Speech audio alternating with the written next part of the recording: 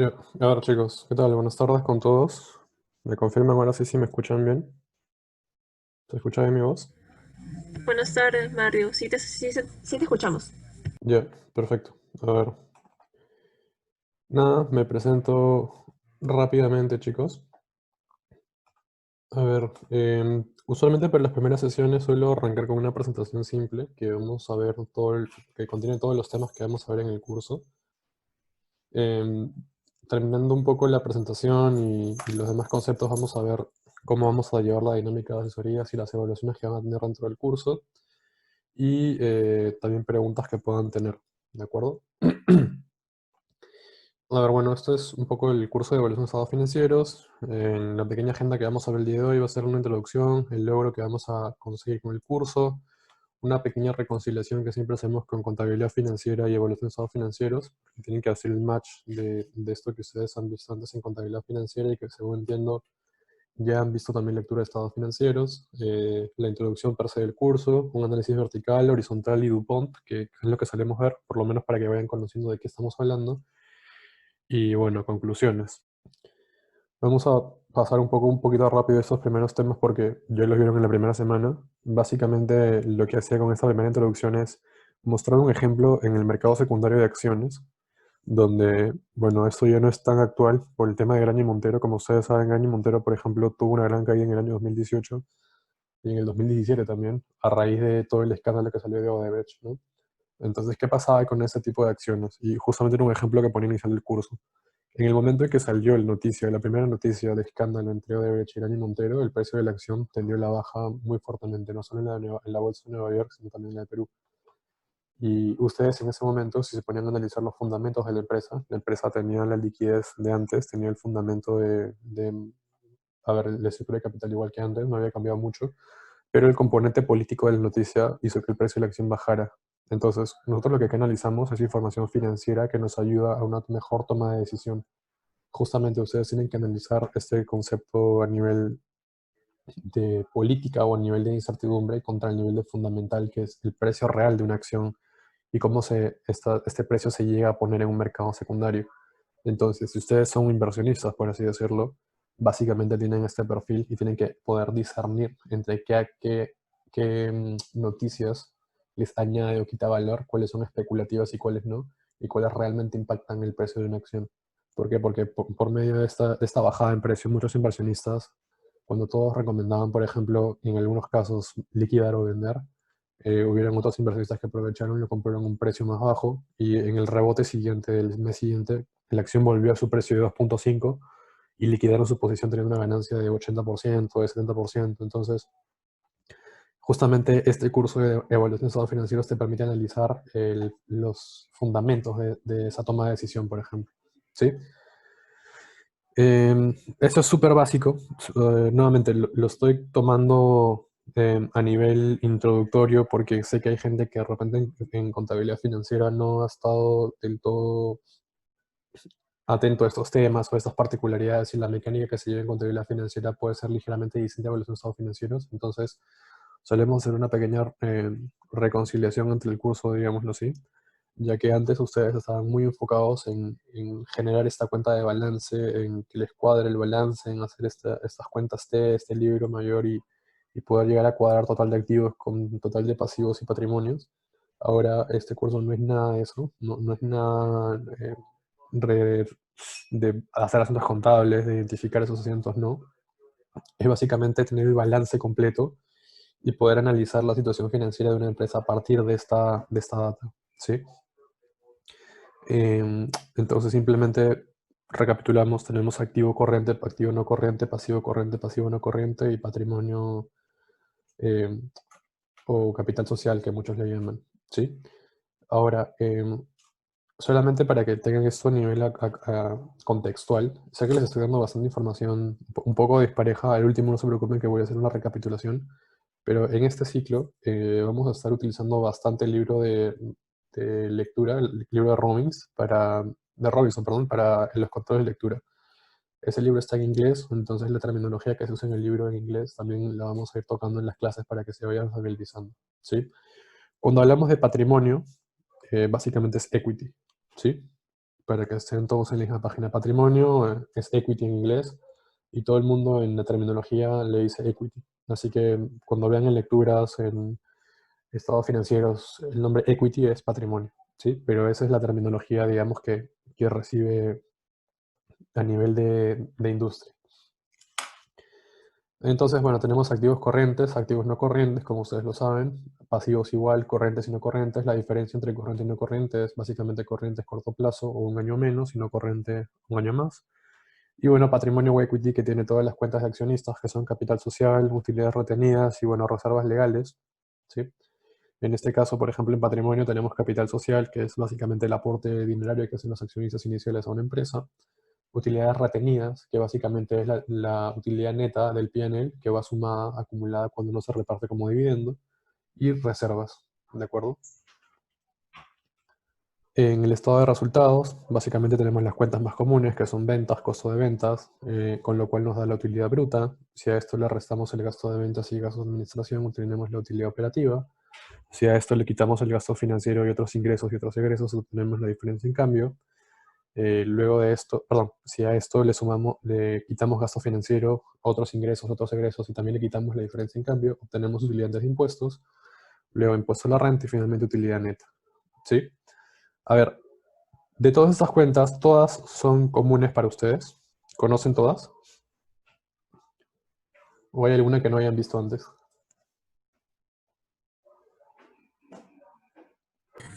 Diferencia, en cambio, justo lo estaba explicando el profe. Así que me parece que sí conocemos todo. Ya, perfecto. ¿Cuál es tu nombre? Natalie. Natalie, ¿me podrías decir un breve resumen de la diferencia en cambio que les comentaron para ver cómo lo están viendo? Bueno, básicamente era si es que se iba, creo que ya sea compras o inversiones, creo que inversiones, cómo afectaba cuando se cambiaba a la moneda local, ¿no? Si había un ingreso o egreso. Y esa es la diferencia en cambio, ¿no? Puede ser positivo o negativo. Ya. ¿Alguien más que quiera completar esa idea? ¿Algún voluntario?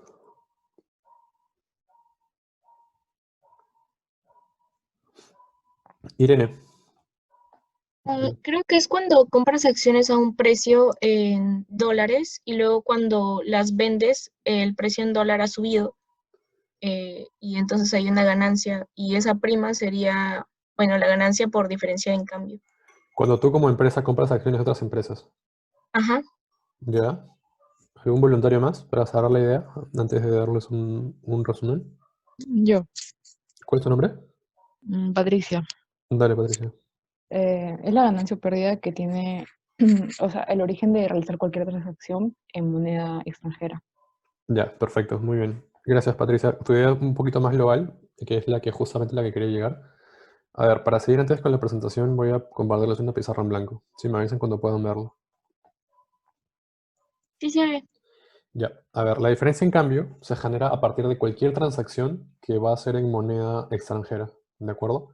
Sea compra de acciones, sea compra de CAPEX, sea compra de inventario, sea compra de materia prima, sea pago de impuestos, sea pago a trabajadores, sea, no sé, pago por juicios laborales, sea cuentas por pagar a proveedores en el extranjero o clientes por cobrarles en el extranjero.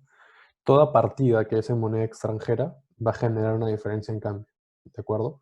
Hay diversas maneras para calcular la diferencia en cambio de un estado financiero. La que vamos a utilizar para este curso y la que se utiliza en Perú va un poco más de acuerdo a la normativa internacional que se llama IFRS, que es International Financial Reporting Statements, que nos dice que la diferencia en cambio se genera producto de dos variables específicas, ¿de acuerdo? Y eso, porfa, bueno, anótenlo, porque de hecho es parte de las evaluaciones y parte de lo que se toma en las prácticas. Las dos variables que tienen que monitorear siempre va a ser la moneda funcional y la moneda extranjera, ¿de acuerdo? ¿Por qué digo moneda funcional y no digo sol en Perú? ¿Quién cree que me puede dar un ejemplo de por qué digo eso? Alexander, dale. Porque no necesariamente el sol tiene que ser la moneda que maneja la empresa, ¿no? Por ejemplo, si es que es una empresa exportadora, probablemente su divisa sea el dólar. Perfecto. A ver, y dame un ejemplo de una que sea en dólares. ¿Cuál crees que pueda ser en dólares? La más común. ¿O qué industria crees que es la más común? Eh, Chavito, no sé, la que se me viene a la mente sería, no sé, la importación de productos, Ya, no sé, por ejemplo, en la misma industria que dijiste, exportadoras, ¿cuál cree que es la industria exportadora más grande que tiene el Perú? pucha, no tengo idea. Se me viene a la mente celulares. Ya, a ver, Myron, Minería. minería. ¿Sí? A ver, Perú, básicamente, a ver, Perú no tiene mercado industrial. Perú es país minero. Perú, el 90% de la bolsa de valores del Perú son minas. ¿Sí? Todo lo que pueda exportar Perú va a ser minería y recursos naturales. ¿Sí? Lamentablemente no tenemos industria trabajada a otro nivel, pero nuestra bolsa de valores es principalmente minera y dependemos en gran medida de la demanda externa por minerales, sea cobre, sí, plata u oro, principalmente cobre de China, nos impacta a más no poder, ¿sí? Entonces, ¿qué pasa? Si ustedes son una empresa minera, que básicamente todas sus cuentas por cobrar a clientes en el extranjero van a ser en dólares, no les hace sentido que su contabilidad esté en soles, ¿sí? Porque la mayoría de sus cuentas va a estar en dólares. Entonces, la moneda funcional justamente refleja eso, refleja para ti como empresa qué moneda te hace sentido para tenerla en tu contabilidad. ¿Sí? Y esta moneda tiene que ser en la cual tú realizas la mayor cantidad de registros contables, en la que tienes la mayor cantidad de cuentas por cobrar, la mayor cantidad de cuentas por pagar, ¿sí? La mayor cantidad de impuestos por pagar, la mayor cantidad de inventario, la mayor cantidad de CAPEX, de inversión, ¿sí? Es eso.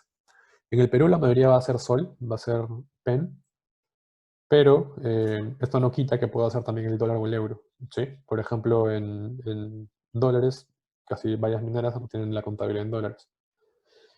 Digamos que estamos en un caso de una empresa normal, que tenemos la moneda funcional en PEN y nuestra moneda extranjera es el dólar porque tenemos proveedores y clientes del exterior también. Entonces, ¿qué va a pasar?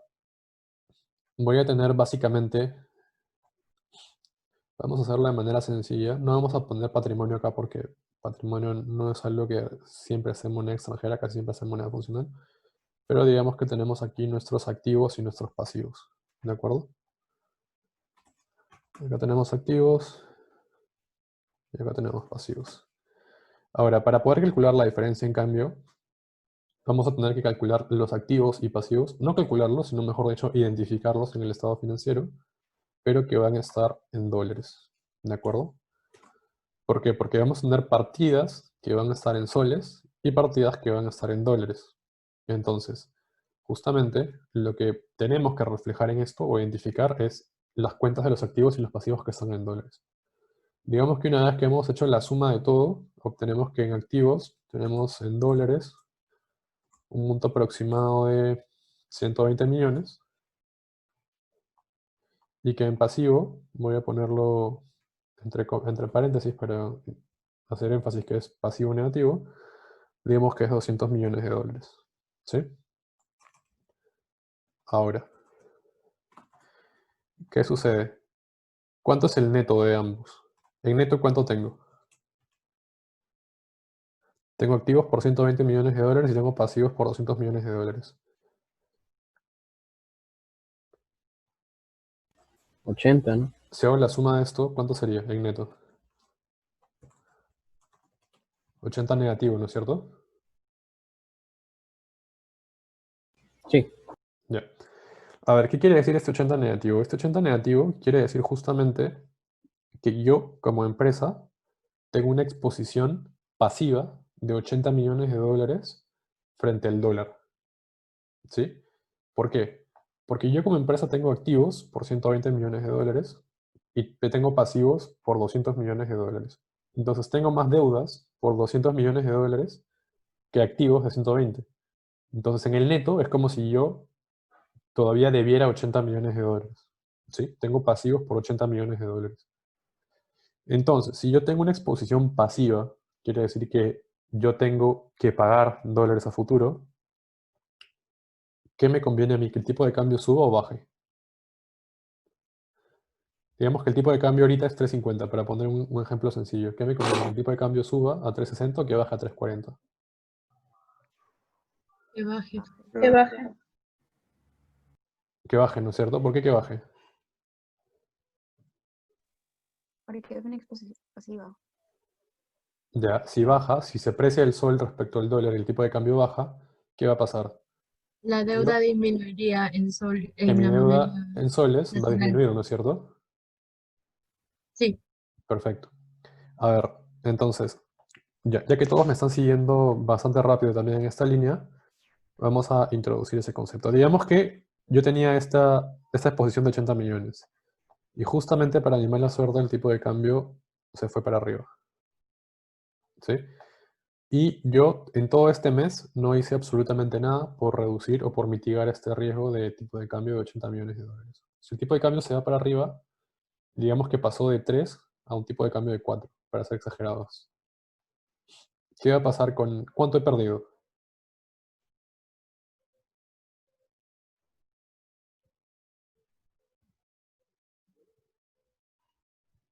O sea, digamos que pasaba de 3.5 a 4, para hacerlo más sencillo. Solamente producto de este cambio es 40 millones de soles. 40 millones de soles. ¿Sí? ¿Todos me siguen hasta este punto? Sí, Ahorita tenía 80 millones de dólares como un pasivo, que multiplicado por 3.5, ¿cuánto es? 280 soles, me parece, ¿no? 280. Y Sí, el y tipo el de otro cambio, sería 32 millones. y el tipo de cambio al pasar a cuatro soles, esos 80 millones de dólares ahora son 320 millones de soles. Entonces, de lo que antes debía 280, ahora 320, he perdido 40 millones de soles.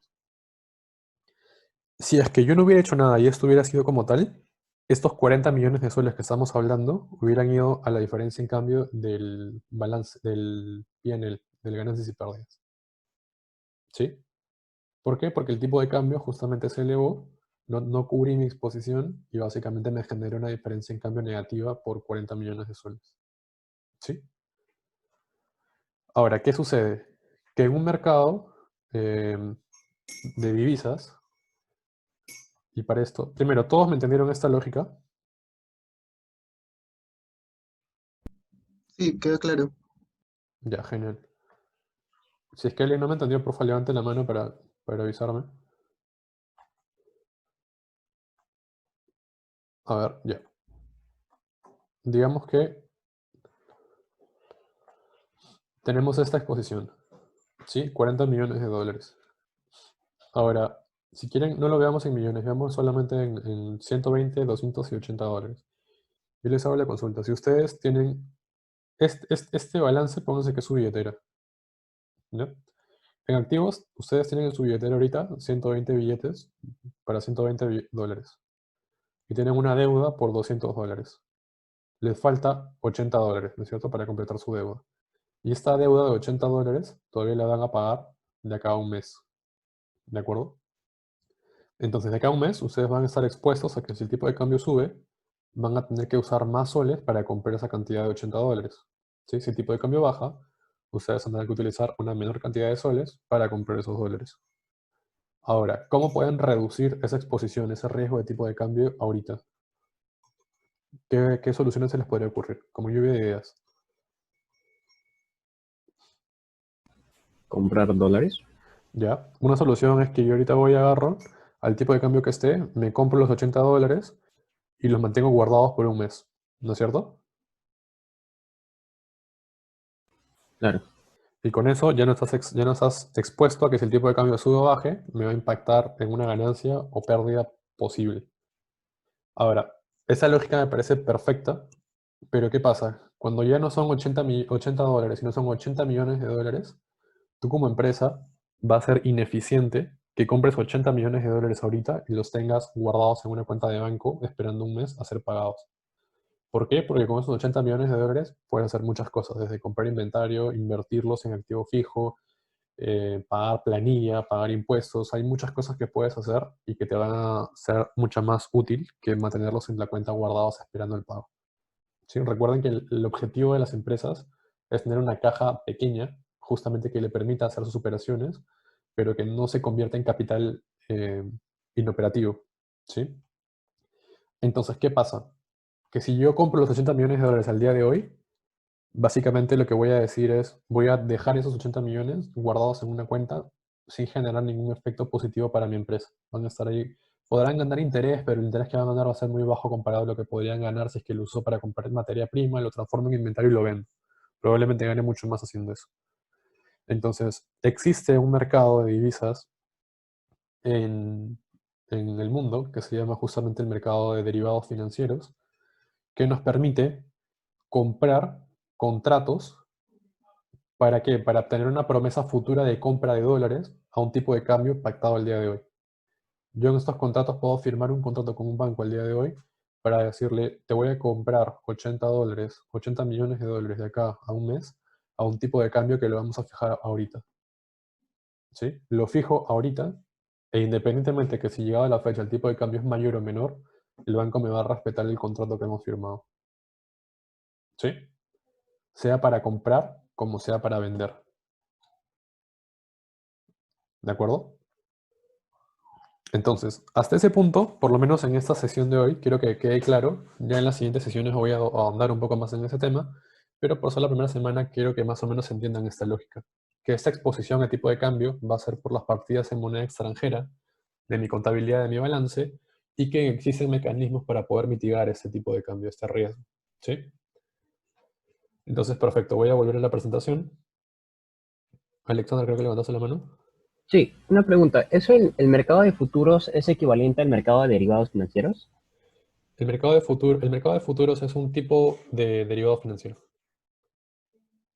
Ah, vale, vale. Bien, dale. Ya, de acuerdo. Entonces, a ver, continuamos.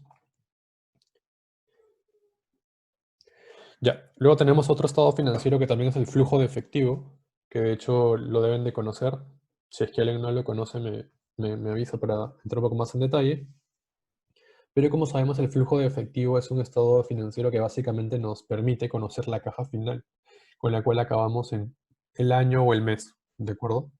Existen dos métodos para calcular el flujo de efectivo. Uno es el método directo y el otro el método indirecto. Y principalmente por las primeras semanas del curso nos vamos a enfocar en el método directo. Que el método directo justamente parte de un flujo de operación, un flujo de inversión y un flujo de financiamiento, que la suma de esos tres nos dan el flujo de caja libre y cuando le restamos la caja inicial nos da la caja final. ¿Sí? Y el método indirecto parte de la utilidad neta, donde se le hacen ajustes no monetarios, que son los non-cash items que van a poder leer en el libro de Robinson, para poder llegar a la caja final. ¿Sí? Igual, nuevamente en ese estado financiero lo vamos a ver un poco más a detalle. Voy a ir saltándome algunas cositas porque quiero hacer más énfasis en otras. La presentación igual se las voy a enviar para que la tengan disponible. Cuando hablamos de qué significa evaluar los estados financieros de una empresa, básicamente va a ser analizar y emitir una conclusión. Vamos a tomar decisiones. Para estas herramientas vamos a utilizar estados financieros y algunos tipos de análisis y vamos a ver algunos ejemplos que tenemos. Para analizar y emitir una conclusión, y justamente esas son las aristas en las que se basa el curso, vamos a hacerlo en rentabilidad, liquidez y solvencia, estructura de capital y riesgos. ¿Sí? Esas son las cuatro grandes aristas en las cuales se basa el curso y las cuatro bloques más grandes de preguntas que utilizamos para las partidas calificadas. Un bloque de pregunta va a ser usualmente para rentabilidad, un bloque va a ser para liquidez y solvencia, un bloque va a ser para estructura de capital y otro bloque probablemente sea para riesgo. Ahora, las PCs contienen tres preguntas, pero estas aristas se van a ir intercambiando en cada evaluación. En una PC van a venir tres, en una PC2 otras tres, en el parcial otras tres y en el final otras tres. ¿De acuerdo? Cuando hablamos de tomar decisiones, justamente el curso nos sirve para la toma de decisiones en un escenario de decisión de inversión, por ejemplo, cuando también tenemos que decidir el tipo de financiamiento que vamos a tomar para una empresa, si vamos a tomar financiamiento bancario en el mercado de capitales de corto o largo plazo, con alguna condición específica, y también para decisiones de reparto de dividendos. ¿Sí? Si es que nosotros como empresa estamos interesados en repartir dividendos de manera anual, mensual, trimestral, o de repente bajo alguna condición específica para nuestros accionistas, también la vamos a determinar mediante las herramientas que vamos a ver en el curso. Las herramientas que utilizamos para hacer este tipo de análisis van a ser simplemente los estados financieros, que es balance, el estado de resultados, que es el P&L, ¿sí? P&L es Profit and Losses, que es igual a GP, ganancias y pérdidas, en la terminología para que lo vayan manejando. Análisis vertical, que eso es lo que estamos comenzando a ver y también lo deben haber comenzado a ver esta semana. Análisis vertical, horizontal y DuPont, ¿sí? Cada uno lo vamos a ver un poco más a detalle más adelante, pero más o menos para que vayan entendiendo la base, les voy adelantando cuáles son los que vamos a utilizar en el curso. Y en ejemplos, por ejemplo, si tenemos que valorizar o comparar dos compañías, utilizaremos las herramientas de análisis de flujo de caja o análisis de repente vertical o DuPont para hacer fusiones y adquisiciones, para construcción de portafolio de inversión, ¿sí? Si es que trabajamos en la parte, de, por ejemplo, de fondos de pensión o fondos de inversión para poder construir un portafolio en el cual esté lo suficientemente diversificado y pueda tener la rentabilidad prevista para un inversionista, ¿sí?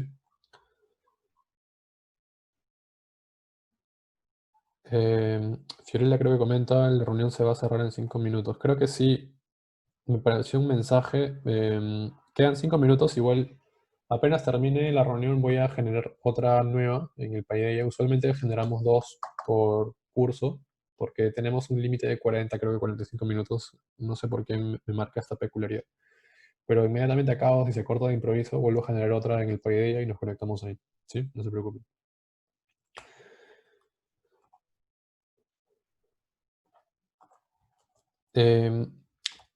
Para poder darles un poquito más de contexto, el análisis vertical de los estados financieros es un análisis de porcentajes. ¿Sí? ¿Esto ya lo vieron en clase? Todavía no. El vertical.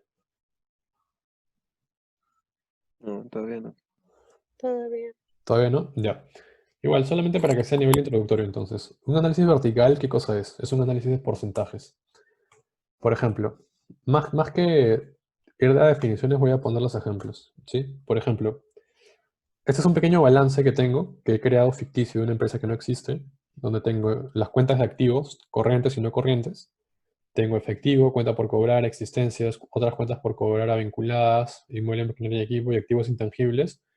Y tengo los montos que para el año 2018 sumados todos, entre activo no corriente y corriente, me da $145.500 o soles, lo que fue la moneda que elijan. Ahora, el análisis de vertical o de porcentajes es básicamente identificar cuánto representa la cuenta respecto del total de activos, ¿sí? Por ejemplo, mi efectivo tesorería, que es de 20.000, es 14% de 145.500. La cuenta por cobrar de 5.000 es el 3% de 145.500, ¿sí? Y el 100% es el total del activo. Entonces, ¿qué me permite hacer esto? A ver, si ustedes pueden identificar este pequeño balance, ¿qué comentario me podrían dar con ese tipo de análisis vertical?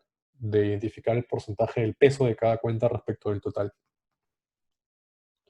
Porque es muy distinto verlo en monto que en porcentaje. ¿Qué cosa pueden, a ver, Saría, perdón? Sí, sería. Podemos ver en qué áreas estamos invirtiendo más en todo el activo. ¿Ya? ¿Qué área es en este caso, Es por ejemplo? IME, en este caso, que tiene 69%. IME, ¿no es cierto? Entonces aquí, ¿qué comentario podrías decir? ¿Qué tipo de empresa crees que sea esta? Podríamos decir que tal vez es uno que se dedica a la producción, tal vez. Perfecto. Por eso cuenta con IME. Perfecto. Justamente las dos cuentas más altas son efectivo e inmueble e IME. El IME, al ser tan alto, probablemente estemos ante una empresa que sea de industrial o transformación de materia prima para un producto terminado. Y también tenemos el efectivo, ¿no? El efectivo es 14%. En este caso es súper alto. Y como les dije en un primer momento, es ineficiente tener una caja o un efectivo demasiado alto porque básicamente el efectivo está inmovilizado y no podemos utilizarlo para el giro del negocio, que es comprar materia prima, comprar activos nuevos, ¿sí? Generar nueva rotación del inventario, básicamente. Entonces, ese es un poco el contexto que nos da. O sea, obviamente acá lo he puesto a nivel súper simplificado, pero este es el core, digamos, de lo que tenemos que hacer más adelante. ¿Sí? Creo que alguien más había levantado la mano. Sí, yo, bueno, solo quería decir que también nos permitía ver cómo estaba estructurado los activos y cómo estos se podrían defender ante las obligaciones de pago. Porque, por ejemplo, si tenemos obligaciones a corto plazo mayores a nuestro efectivo disponible, entonces de ahí podríamos tener un problema. Perfecto. Justamente te has adelantado un poquito, pero eso es lo que vamos a ver luego en liquidez y solvencia. Pero tal cual. Perfecto tu comentario. Entonces, básicamente es eso, un análisis vertical. Obviamente lo he puesto un poco a nivel simplificado, pero es básicamente el corazón de lo que tenemos que hacer más adelante. O sea, eso es el core de lo que vamos a ver. Y también implica un análisis de ratios, ¿sí? O sea, porcentajes y ratios. ¿Por qué ratios? Porque ratio es básicamente un ratio es una relación matemática entre dos números. Si estos dos números teóricamente hacen sentido, va a ser un ratio financiero, ¿sí? Chicos, queda menos de un minuto. Voy a finalizar mejor la sesión de una vez y voy a crear inmediatamente la segunda parte para que se conecten todos de ahí y ya no nos corte a mitad de una idea importante. ¿De acuerdo? Está bien. Ya, porfa, se conectan va a ser exactamente abajo del primero que creé. ¿Sí? Nos vemos en esa sesión.